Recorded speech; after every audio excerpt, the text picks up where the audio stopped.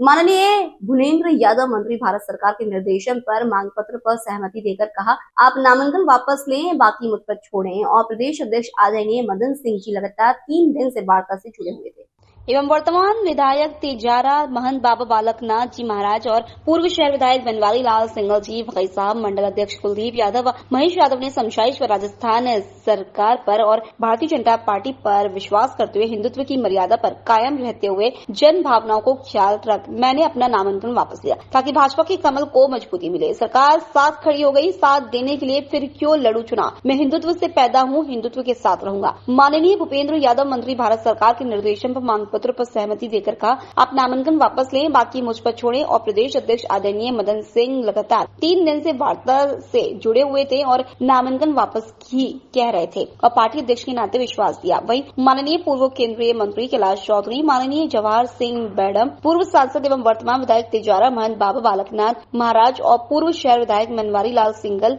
भाई साहब, मंडल अध्यक्ष कुलदीप यादव व महेश यादव की समझाइश व राजस्थान सरकार पर और भारतीय जनता पार्टी पर विश्वास करते हुए हिंदुत्व की मर्यादा पर कायम रहते हुए जन भावनाओं को ख्याल रख मैंने अपना नामांकन वापस लिया ताकि भाजपा के कमल को मजबूती मिले। सरकार साथ खड़ी हो गई, साथ देने के लिए फिर क्यों लड़ूं मैं चुनाव। मैं हिंदुत्व से पैदा हुआ हूँ, हिंदुत्व के साथ रहूंगा। जी बताइए। भारतीय जनता पार्टी उपचुनाव रामगढ़ में सुखवंत जी भारतीय जनता पार्टी के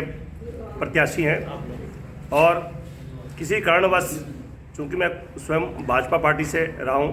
किसी कारणवश नाराजगीवश में चला गया था और निर्दलीय आवेदन किया था।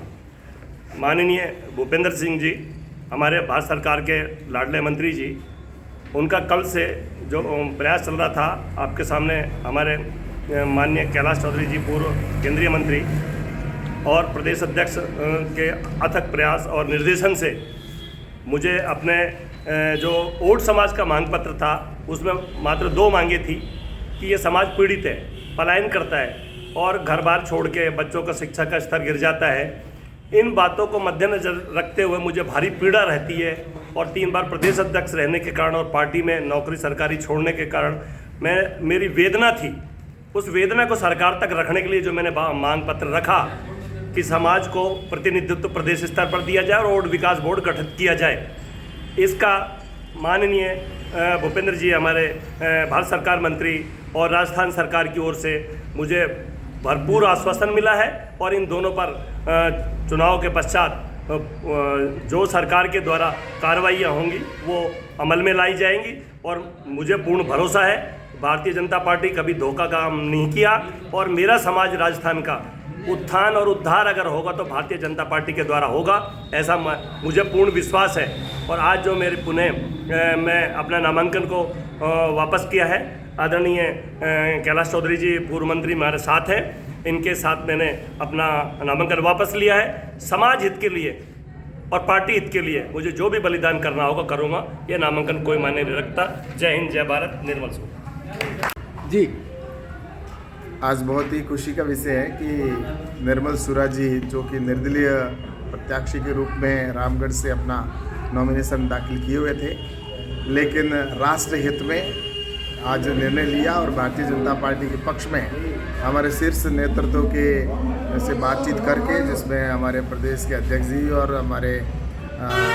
भूपेंद्र जी यादव साहब के बातचीत करके और ये निर्णय लिया है और मैं इनको बहुत बहुत धन्यवाद देता हूँ। और अब निश्चित रूप से मैं कह सकता हूँ